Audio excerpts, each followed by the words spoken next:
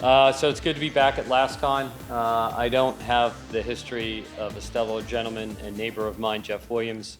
But I've been in mobile security since that thing we used to all be addicted to called the BlackBerry device.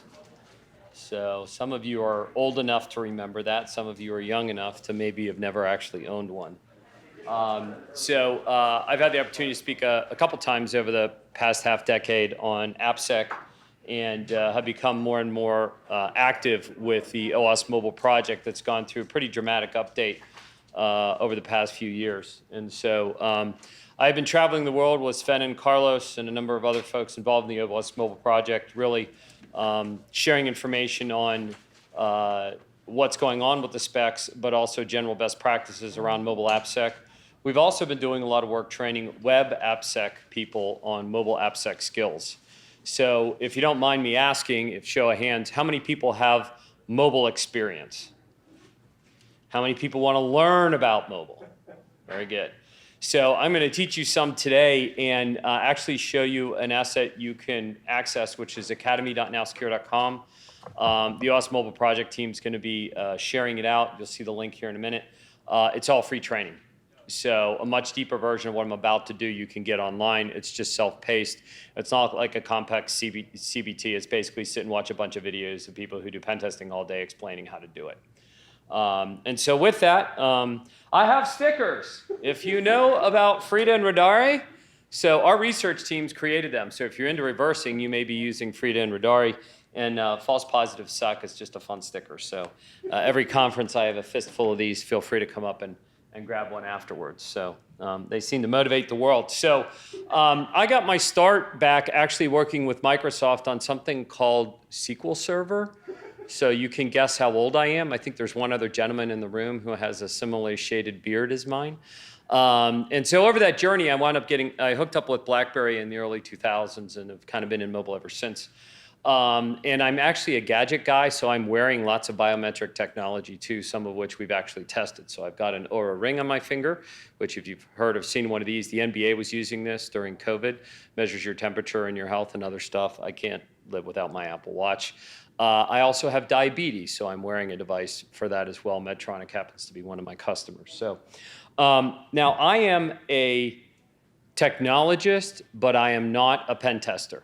And one of the things that I've learned in my journey is there's a big difference between those two. So while I can pontificate on security architecture, I'll answer the questions of yours that I can, but I'm not a practicing pen tester because those people are way smarter than I am. What I do, however, is I do help build specs and strategies, right? So that's kind of the side where it is. And way back when I was working on SQL Server, I helped write ANSI SQL 89 and ANSI SQL 92. For any of you who have ever done database work and tried to work with 10 large database vendors like elephants in the room, that's kind of what it's like. The good news is that OWASP is a lot more friendly. So we work with lots of companies. My marketing people make me say that. Now Secure has mobile products and solutions. They're really cool, and there's a bunch of free training out there available as well. A lot of organizations use our open source tools or our commercial tools for testing, and feel free to take advantage of those. So I'm going to talk about mobile AppSec and show you some mind-blowing stories. I think Jeff Williams this morning talking about how the average website has like 30 vulnerabilities is true. I will show you the scary stats for mobile you probably never saw. Going with that, I'm going to talk you through the highlight reel of the MASVS and how to think about if you're a web pen tester, what do you need to understand to move your way into mobile. We actually are also working on a second project. So Jeff this morning talked about labeling. Well, the precursor to labeling is software bill of materials. And so there is an OWASP project that got started late last year. It's called Cyclone DX. It is an SBOM spec. I'm going to touch on that a bit. We're also doing a ton of work around mobile apps connected to IoT. Of which I'm betting some of you have some and others of you are scared of them because they are so insecure.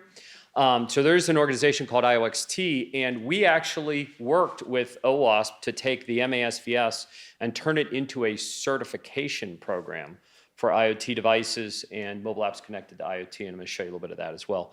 And then there's links to lots of stuff at the tail end here. So I talk fast. There are a ton of slides. On my LinkedIn, I will post a link to the slides.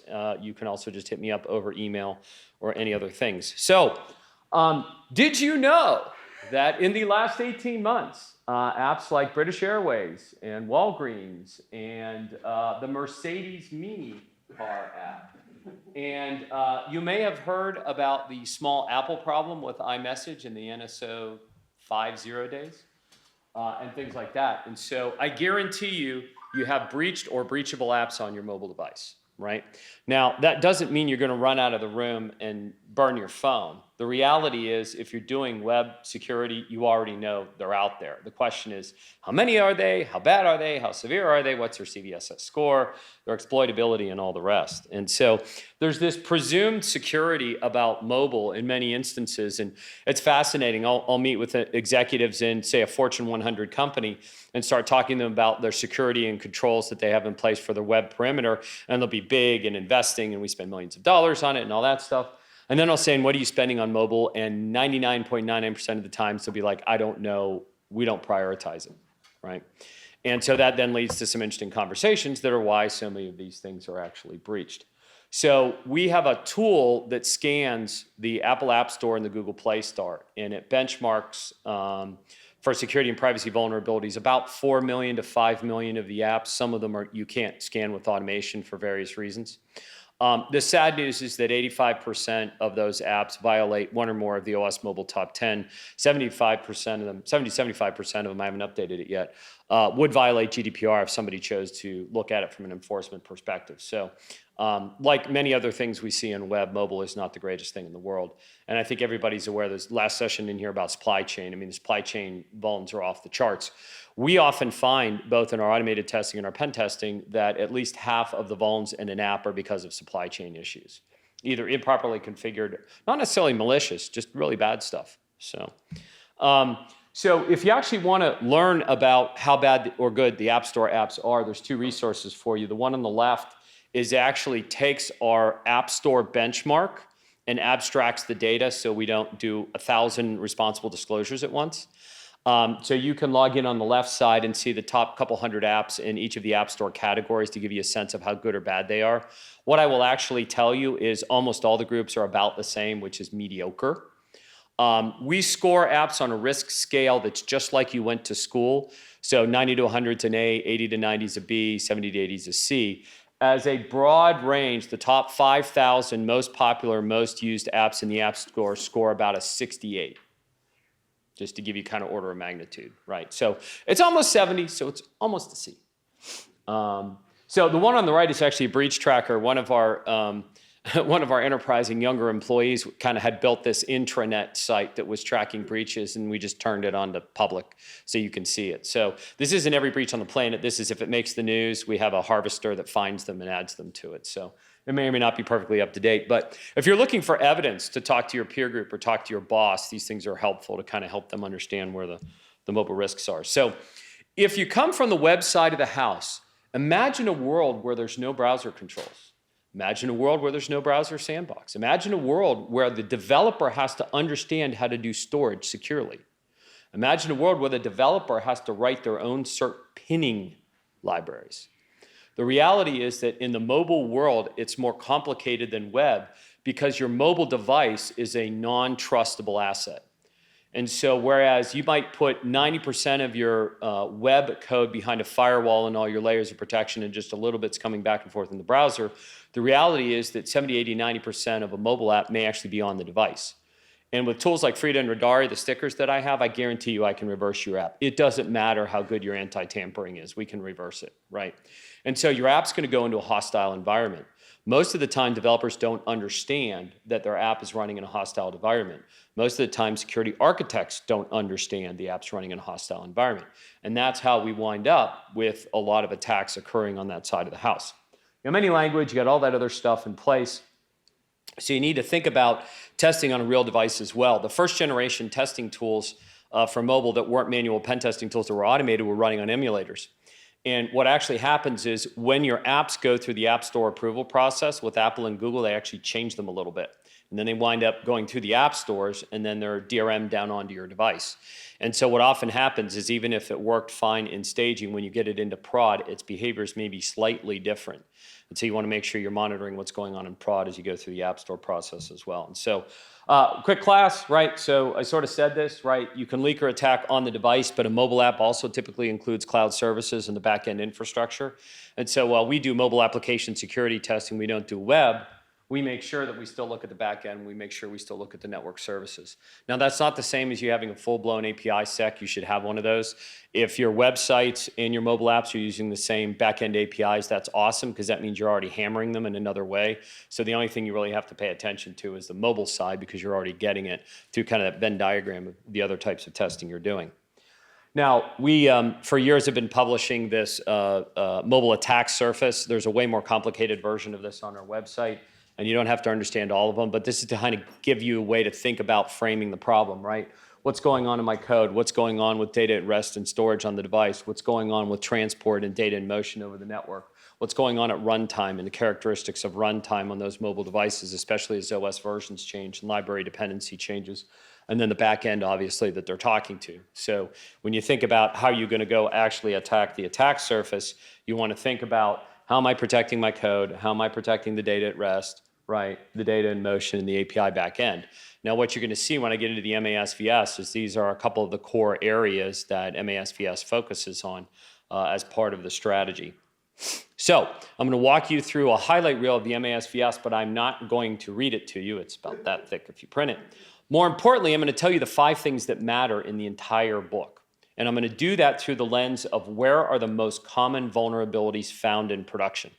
And so if you think about that, right, you want to know where the bad guys go or where the frequent failure patterns are so you can focus your work. And that's where you want to develop your skills and have your pen testing program focus on those certain areas. So jumping over it, here's the project.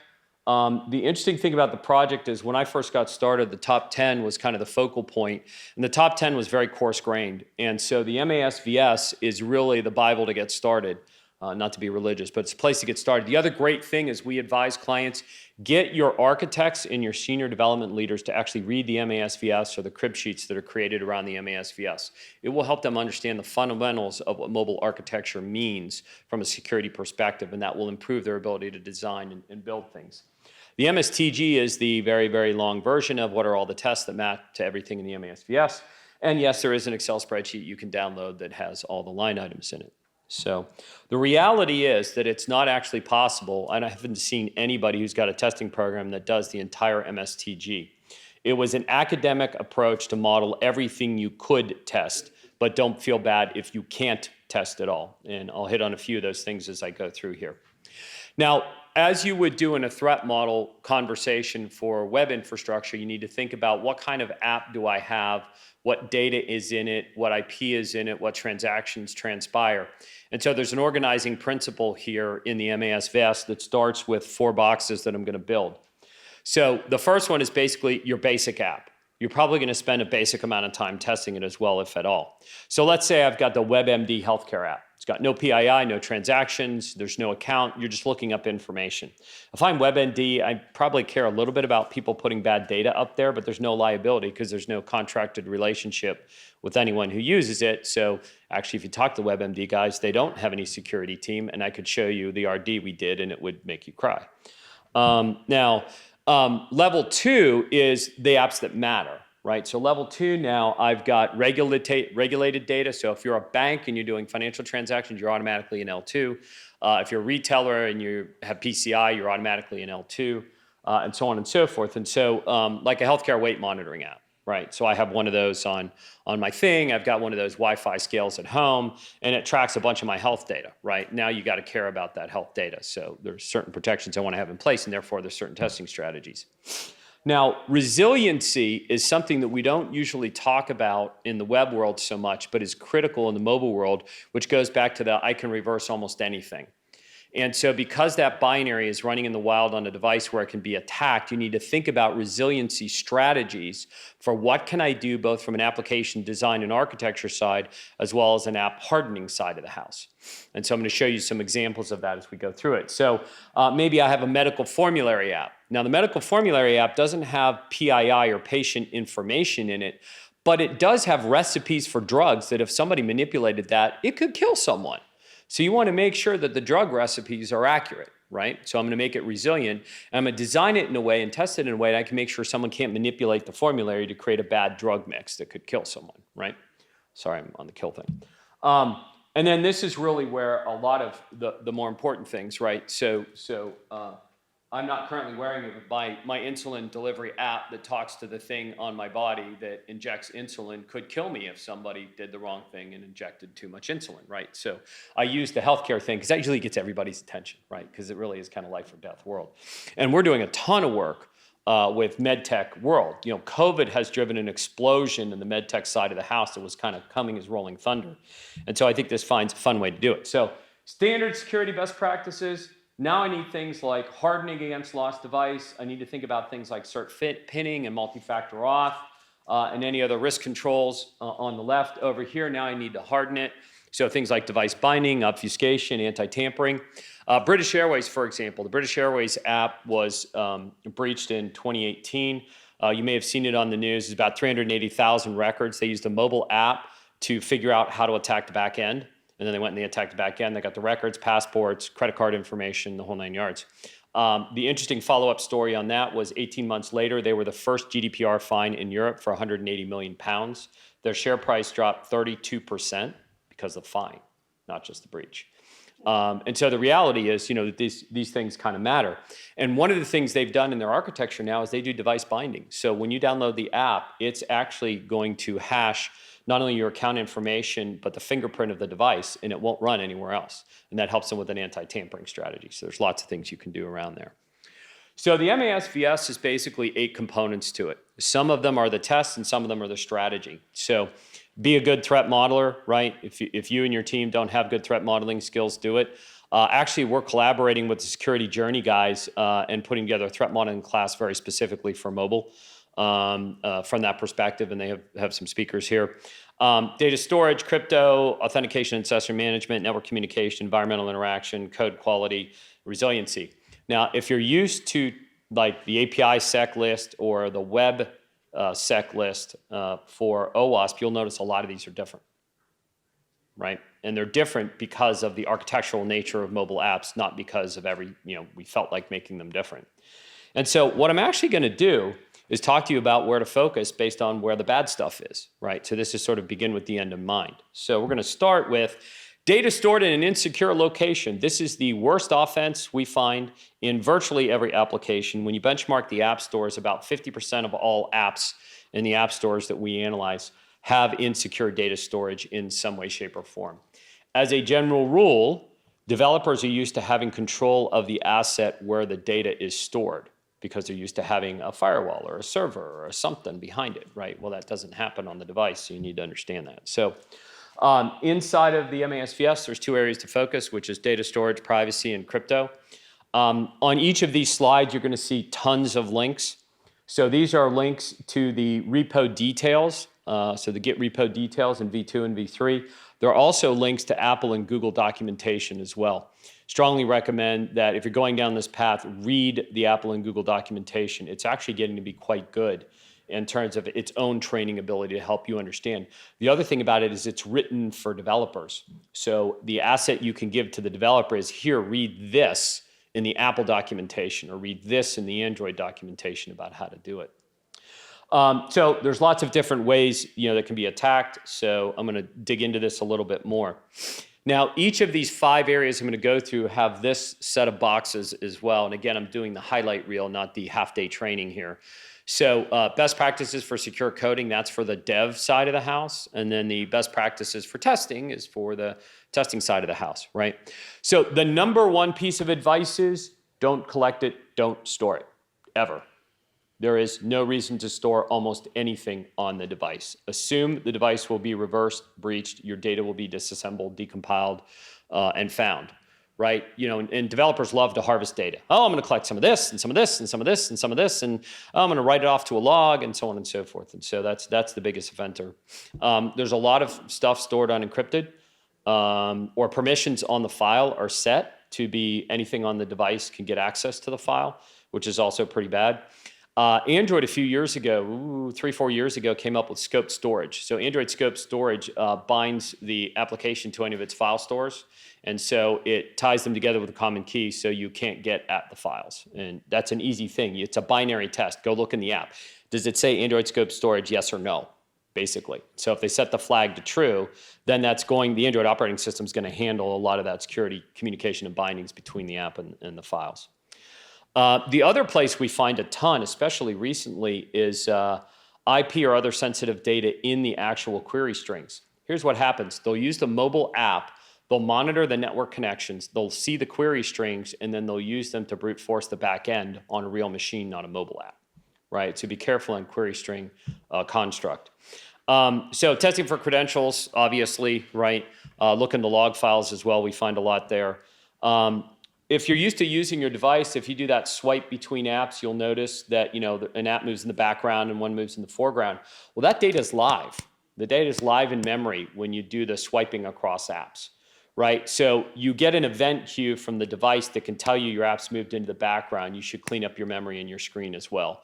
If you use like a banking app, you'll notice when you put it in the background, the screen will switch over to their logo or some blank-oriented thing. That's because they're protecting you. So there's tooling that can be used to find what's in that background. You don't want to have that kind of happen. Crypto is another train wreck. I'm going to handle crypto some more in a few minutes. And then the other thing is really, if you want to protect yourself, make sure the device has its own device password, right? Because that prevents bad guys from finding a device and getting into it. So there are easy API calls on iOS and Android to make sure that the device has a password and the app won't load without it, or the app will give an error message that way. So network's number 2, and you're going to find it's very close because it's 48%, right? So, and we'll take a look at network issues here in just a second, right? And if you think about most application developers, if they're building a web app, the infrastructure with SSL and two-way TLS and so forth is taking care of a lot of the comms. On a mobile app, they have to write it themselves and talk to an endpoint in the back end. And so that's where you wind up finding lots of issues. So as I mentioned earlier, third-party libraries can be guilty of this. We were working with a particular very large organization that has tens of millions of users of their portfolio of apps. We discovered that they were using a third-party library that was harvesting a little bit of PII. So it was harvesting the device MAC address and their geolocation and collecting that data, which was a nuisance. Shouldn't be doing that, right? And oh, by the way, they were transmitting it over HTTP, which meant if somebody knew how to intercept that, they were now collapsing a lot of information. That's likely what a nation state would use to monitor users at a wide scale. So there's things out there, right? Don't assume a VPN is in place. So make sure there's security across the line. So in terms of working with developers, a lot of it has to do with if you're really an L2+R, you should be using cert pinning. If you're not, you don't have to. And cert pinning is generally a bit of an education for developers to learn how to encode an application the right way using Apple Trust Kit or something else. And then you have to understand how to test it. The other thing is when you test cert pinning, test it with invalid certs, self-signed certs, other kinds of certs. The bad guys know how to do that in brute force, and they will find a way through if the cert pinning wasn't implemented correctly. So it's not just that it exists, but it was done right. The really good news is that 6 years ago, Apple came up with ATS, which is App Transport Security. You will find that some 70–80% of iOS apps disable App Transport Security and write their own network communication protocols. If you use ATS, that will give you a secure tunnel by default. And so we encourage people to look for that. It's another binary item you can find. It's either on or it's off within the environment. Now, if it's off, that means they have to make their own compensating controls and build their own secure network connection. Android has Android Network Security configuration. That came out 3 years ago. I keep losing years with COVID, so I'm going to say 3 years ago. And that's sort of a similar thing and helps you lock down the network connection as well. Again, we find a number of organizations don't do that. So the other really important thing that we find in working with clients is show a developer what a man-in-the-middle attack actually looks like on an insecure connection. 99% of them will learn from that and never let it happen again. They don't understand what that is. If you say, oh, this could be man-in-the-middle or intercepted, they don't understand it. Showing it with their own code or one of the Crack Me apps from the OWASP project can really be revealing. That's one of our top behavior changers we have found. And then obviously you're looking for ATS and NSC when you check it. Look at the third-party libraries. They're another place where your data may be being transmitted somewhere to a third-party service in an insecure way. It could be the developer didn't configure it correctly, or it could be that their library doesn't work properly. Some libraries you will actually need to turn on a secure connection and tell it to use HTTPS or TLS tunnel or what have you. Third one is auth. The good news with auth, because I always want to have in the middle something happy, the happy news is that most apps are good at authentication. which is a good thing as well. So it's one of our lower ones. It's always kind of a fun surprise to tell people about it. That means that doesn't mean there aren't problems with it, but there's some really good documentation from Apple and Google, and we're excited to see that most folks do this the right way. And so as a focal point, if you think about the rate of code changes in your app, rarely does a team change your authentication.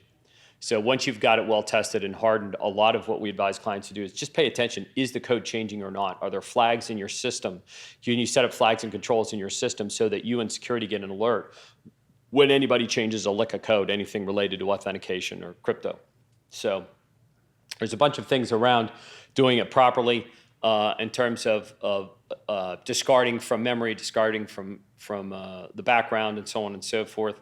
And then the other thing you want to do is you make sure you have expiration, right? So, 3 times, 5 times, 10 times, boom, you can't let them test again. They have to go through a different cycle to reset their password and some things like that. We find some apps leave themselves open to brute force attacks because they put no limiting on their authentication cycle as well. All right, so insecure coding practices. Take a quick look at where I am here. So this is kind of your gamut of developers love to put extra stuff in their app. They love to collect extra things. They forget things like hard-coded URLs and secrets and all that other good stuff. So, and you can see 47%, which is only 1 percentage point less than the network side of the house. Obviously, there's going to be logic flows in it. We're finding more and more these are coming from third-party libraries, and it's not necessarily that the libraries are malicious. They just weren't well-coded, right? And so the developer doesn't necessarily know how to judge the quality of a library they choose. They're looking for expediency or what have you, and that's why, again, everybody's looking at supply chain right now. So we also find a lot of extra debug features in there. Our 2 or 3 debug flag-oriented automated tests trigger a lot just because it's there. Maybe somebody didn't set the build correctly, so that when the build is run, lots of debug is still left in there because they're used to using it in a QA process. Again, some of those things are just on the control side that you can do better.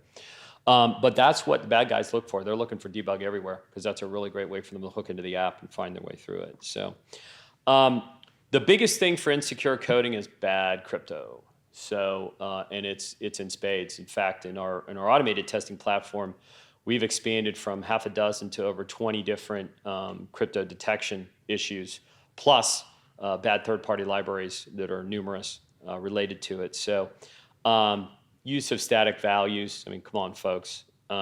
Short key lengths, come on, folks. A lot of this stuff is like fixed in 5 minutes if they know how to do it the right way. And cert is another issue. So they might be using certificate and certificate pinning, but they're not using it correctly. And so you need to check that it's actually being done well. Also test for error conditions. We found oftentimes to aid the development and QA process, they have very verbose logging. Well, you know what? Bad guy's going to go create error conditions and go look at the logs and see what might be left in there. And we find a lot of forensic data buried in those log files, especially from the error condition side of the house. And I think at every conference and every conversation I have, everybody says, look at the third parties. They really are the bane of your existence.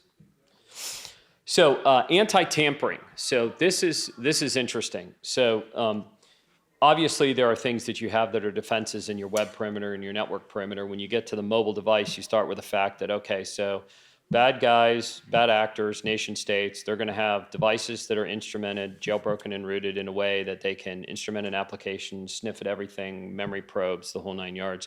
There's even kits you can buy that have, like probes in the semiconductors and things like that to really do it in a deep way. And so we find about 1/3 of apps are exposable to reverse engineering in a bad way. Now, if you presume, and you work with your architects and your developers, and you presume that your app is going to be reversed, let that guide how you design and build the app. We had someone come to us that said, we want you to pen test the app because we keep getting these coupons coming through to buy things. And we can't figure out where they're coming from. So we get in there and we reverse the app in like 10 minutes. One of our pen testers found that the actual method for generating the coupon code was in their app. It wasn't on the server side. It was in the app, right? So in Guys had reversed it, dumped on the dark web. Here's the code generating IP. No one else ever had to breach the app because once you had the method, you could just publish the method, right? And people could go generate their codes. So that's an example of smart architecture, right? It has nothing to do with actual testing. It has to do with, did you do the right thing? Anything that's sensitive should be stored and generated on the back end. Now, developers will say, oh, for user experience and network latency, and it's going to cost me 10 more milliseconds to do another round trip or whatever else. Everybody's got pretty good bandwidth, right? If you're really designing an online, offline app, then think very carefully about what your offline experience really needs to be from that perspective. And again, developers are trying to create a great experience for the user, so there's balances in there in the architectural strategy you might want to do. So our number one tip for resiliency is actually a smart architecture, right, from that perspective. What sensitive data are you transmitting, storing, capturing? What key management might be necessary? What crypto is appropriate? And so on and so forth, and making sure you do as much work on the server side. Now, I keep talking about reversing, so the better tools out there are Frida and Radari, and there's a link to the repo as well.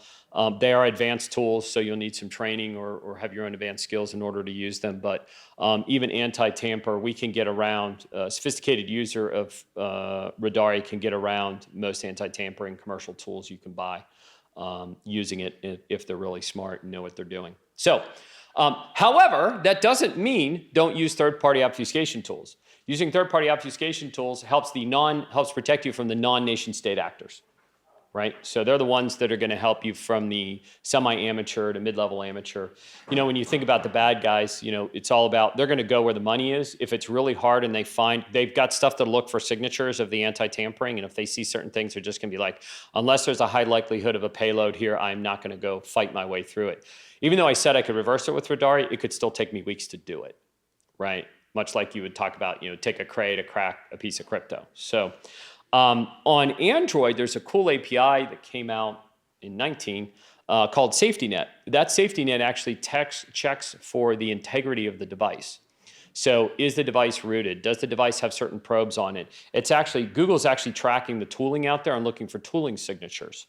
Even all the way down to potential tampering of the silicon in the device and proper use of things like TEE. So SafetyNet is a good API. Again, that's one of those things you can just look for it in the code. Is it on or off, right? And then when it's on, you pick up a lot of free stuff. And then you should, as a pen tester, if you're worried about this and resiliency matters, you should jailbreak or root the device and test it for resiliency. The reality is there isn't just a single API call that protects everything. So on iOS, for example, for a jailbroken device, there's multiple different techniques that the developers are going to need to apply to try to get around the tooling that the bad guys or the good guys are going to try to use. Also watch out for string tables and methods. Those are other places where you can hook in and find information as well. And depending on how those are structured, you can make it a lot harder for the bad guy to get in there. So the thing that cracks me up the most is when we talk to a client and they're like, oh, we're not worried about security bugs. We've got anti-tampering in place. Yeah, right. So we were with a trading company and showed them a man-in-the-middle attack. And they're like, oh, yeah, we just bought XYZ obfuscation tool. That's going to protect us. And we're sitting there. So we said, OK. So we left. We asked for a meeting again a week later. We went back. And so we took their app. We inserted that anti-tampering stuff and showed how we could do the same thing all over again. We actually work with some of the anti-tampering guys who actually use us in a validation cycle to show that we test the app, then they put the tampering in. We test the app again to show that their anti-tampering doesn't create new vulnerabilities, right? But it also shows it doesn't fix any of them, right? So if your app has 5 vulns in it, you go obfuscate it, and we test it again, we're still going to find the 5. I don't think we've ever not found the same 5, right? So from that perspective, the anti-tampering can make it harder to reverse, put friction in the machine, but it doesn't replace the good hygiene parts of what you really should be doing in the mobile app. So that's the 5, right? So hopefully you're not terrified to use your device or any of the apps on it, but the reality is, just like websites, some are better than others. It's a really interesting and lucrative place. If you talk to pen testing companies, mobile pen testers typically make 25 to 40% more money than other kinds of pen testers, especially if you develop IoT skills. So from a career perspective, it's a great place to go. By the way, we're hiring. I have got 12 to 14 pen testing slots open right now. We have more business than we know what to do with from that perspective. But the reality is that we're going out and training everywhere we can, including in colleges now, to try to get some people to come into this space and have fun with it. Now, if you think about the test program that you have, answer yourself this question. Do your developers write testable code? Do your developers write their own test cases? Well, if your developers write their own test cases, they probably write testable code. And if they don't, they probably don't. Now, let me explain what a little bit of that means. So the first thing is a toolkit. So if you're going to go the homegrown world, here's what we typically find. So you get the OWASP tools. The MSTG hacking playground is great. There's lots and lots of tooling in there. There's Frida and Radari that I talked about earlier. Most people want some sort of network tool. So burp or Z-attack or what have you, and then you will need jailbroken and rooted devices. You can't do this without those. Rooting is easy on just about anything. Jailbreak is hard. Cydia and one or two other jailbreaks are out there. Apple's getting better and better at making it harder and harder to jailbreak a device.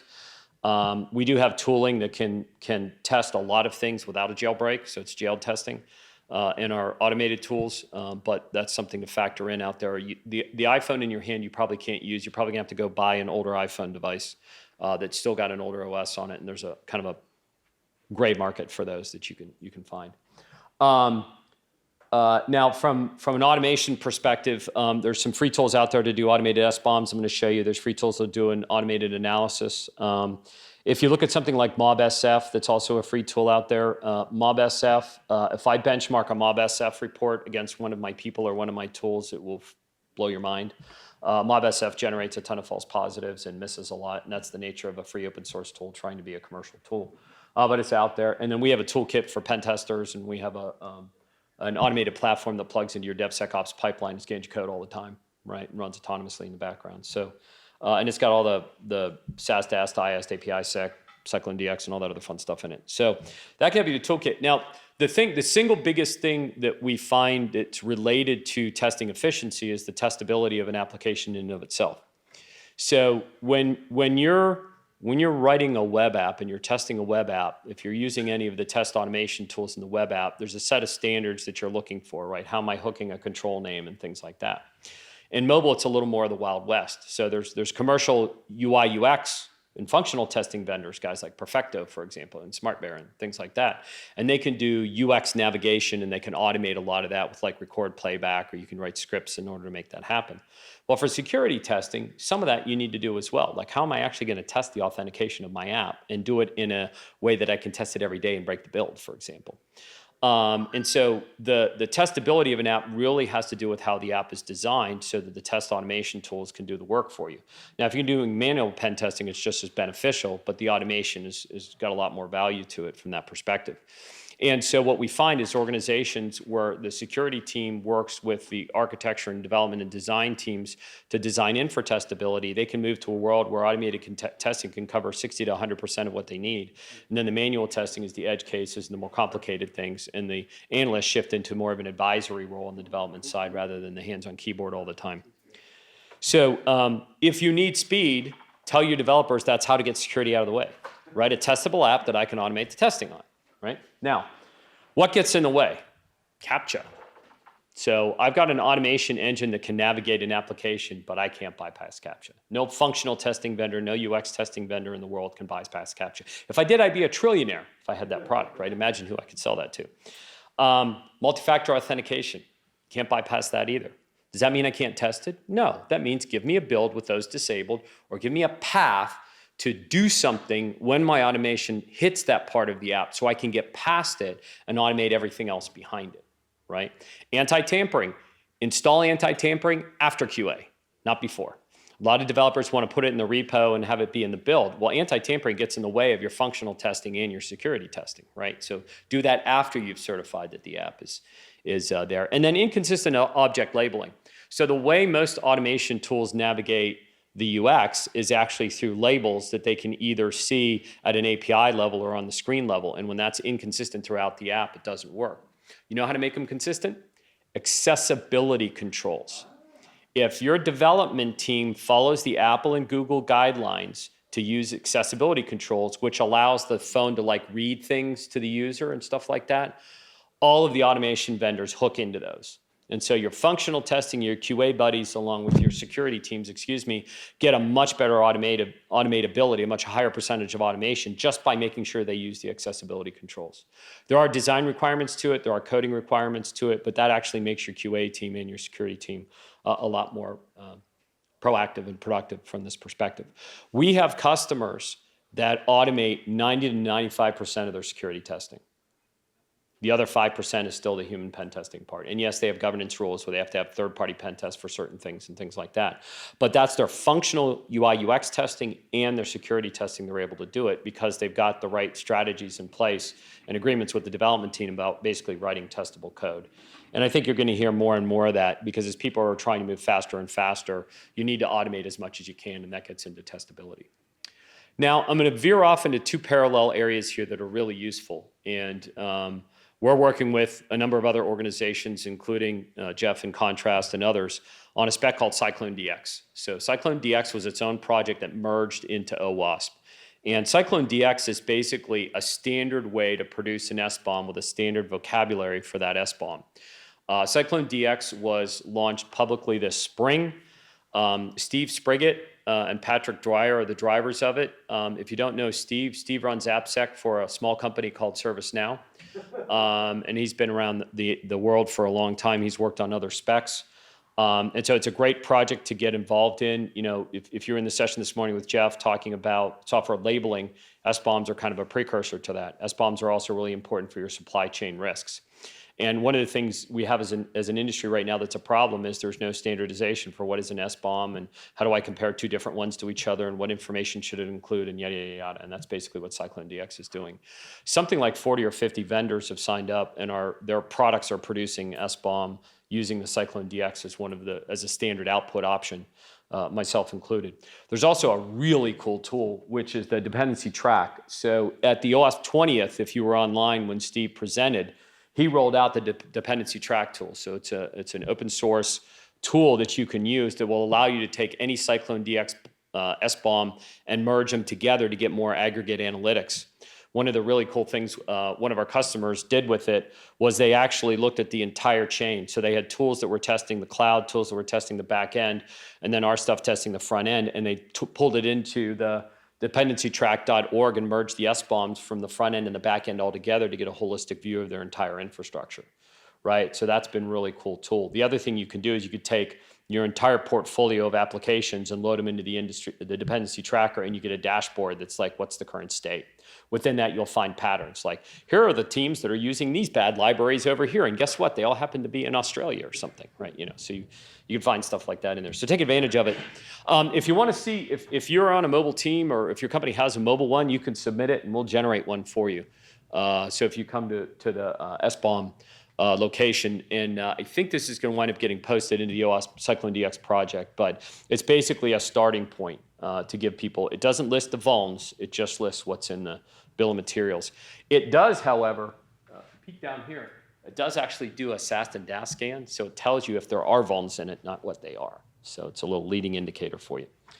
Now, I talked earlier about mobile apps are talking more and more to things. And so when we think about the mobile apps to things, that's another vector that becomes very important.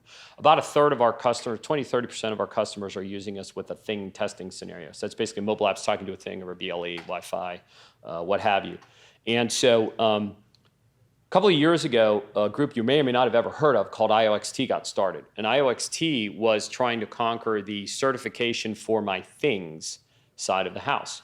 So Amazon and the Ring team, for example, is in there. Facebook, Google, pretty much everybody except Apple's in it. And there are literally thousands of IoT manufacturers that are involved in it and use it as a mechanism for testing things. And so whether or not you've noticed, things have actually gotten more secure from all the vendors that are part of the community and using the certification. A lot of the issues with things now are like reusable passwords and not changing passwords and some stuff like that, but a lot of the underlying infrastructure is getting better. So what the organization realized was need to do something about these mobile apps that are talking to these things. So let's go create a mobile app spec and certification program for it. And so they called us up and said, you guys know what you're doing. And we'd already done a ton of work with Google and Amazon and others. And we started looking at it. And after about the third or fourth meeting, it was like, wait a minute, MASVS is over here. Why don't we just use that? Now, when you think about MASVS and the OWASP projects, they're all frameworks. They're not certification regimes. But what if you took MASVS, did an intersection with IoT things and the characteristics of those, and actually created a certification standard to go with it? And that's what was born. So we worked with a bunch of other folks in order to create this. It was also launched this spring. And the idea was, the mission was to create a reasonable, reliable industry standard way to build, test, and certify the security of mobile apps that connect to or through things, right? And interestingly enough, VPNs are often appliances, so they got to be called things, which means we're also testing a lot of VPNs as part of this as well. I should release our VPN benchmark. It would probably not blow your mind, but most people, other people would be blown. So we took the MASVS, we went into a dark room, and 60 days later popped out the IOXT certification spec. Now, we didn't take the whole MVS and say, you have to do everything. We actually created an organized structure that said, these are the things that are relevant, these are the things that are most important, and created a certification regime out of it. Organized it into 8 categories. There are some additional things in there, like expiration and versioning, that's not in a traditional OWASP-oriented spec, and things of that nature. So you can actually make an attestation that this certification is only good up until this date, or only good through this build version, or something to that effect. And so it basically naturally expires, or if dependencies expire, and so on and so forth. Also added some minimum requirements, which basically it's got a level 1 through 3, so you kind of have low, medium, high. So now you can do a grading thing, right? So I might choose to be low or medium or high, and depending on what my thing is, like all the healthcare ones are mostly high, as you can imagine. But there's other stuff like your doorbell, low might be good enough for that, depending on what the thing actually does. And so much like the MASVS and MSTG, we created a profile. That guy over there is something like 27 pages, and then there's a test library, and it's really great because almost every section you go into, there's a footnote that says, link to OWASP, or link to OWASP, or to learn more about this thing, go back to the OWASP MASVS or an MSTG as a resource. So if you're in web, but some IoT stuff, and you want to learn about the IoT side, there's a lot of good learning resources from IOXT. But they're not like OWASP with all of the sort of free world. It's much more a vendor-driven common certification. But it's a really cool way to say, how do I take an OWASP project and create a new thing out of it? It's also an interesting exploration into how do you take an OWASP-like framework and turn it into a certification regime from that perspective. So I've talked a lot, and I always talk a lot. So mobile is cool. Please come join us on the mobile journey, whether you work for us or somewhere else. Please help us raise the bar. If you're looking for a place to get a raise, it's a nice place to go. If you're not already there. Threat modeling is still the center of all universes. Training is still the center of all of this. And you can crack the bigger nut by looking at the 5 key areas, really the 4 key areas, and I give you a throwaway on the authentication one, to have a look, and please participate in the project. So wrapping up the resources. So academy.nowsecure.com, what I just showed you, there's multiple courses in there that blow all that stuff out into details. We actually have Now Secure Connect, which is an annual virtual event that has live and recorded training in it as well. You're welcome to come join us. It won't cost you anything. You'd have to sign up because I have to validate your email address. But come and enjoy that. We got some really, really cool people. Jeff and Steve Spriggett and Elaine Fairman from CISA, the federal agency CISA, they're all doing a session on SBOM and labeling, which is going to be really cool. We just recorded that. We also have a panel of CISOs and retired CISOs, and it's about how to convince me to care about AppSec, which is also going to be really interesting. So, doing a 2-day conference, you don't get a lot of CISOs to sit at something for 2 days, but we came up with something that was interesting. And the members were asking us, our community members were saying, hey, could you help us convince our boss to care? So we basically created a Convince Our Boss to Care panel, which should be kind of fun. So get your free SBOM. You can also, if you are a registered employee with your email domain that matches your company name, that also matches the email domain on the developer of the mobile app for your company, we will give you a free report, which is actually exposes all the fun data that I was talking about earlier. We obviously have to be careful that we don't accidentally do an RD on somebody because a bad guy gets a hold of one of our reports. So we do some attestation. It's not just a free scan and shoot type of thing.